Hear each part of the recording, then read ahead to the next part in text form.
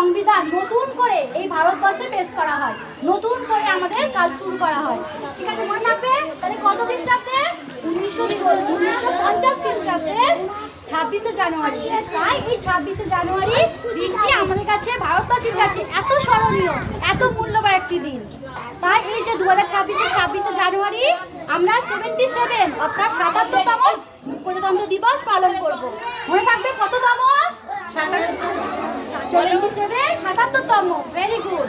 আচ্ছা, সব থেকে গুরুত্বপূর্ণ বিষয়, এই যে সংবিধান বা আইনটা তৈরি করেছিলেন, যে তৈরিতে নেতৃত্ব দিয়েছিলেন, সেটা হচ্ছে বি.আর. আম্বেদকর।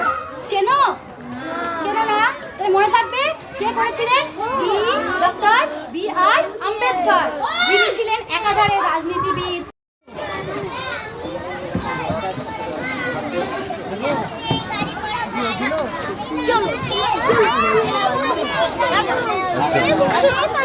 চলো চলো।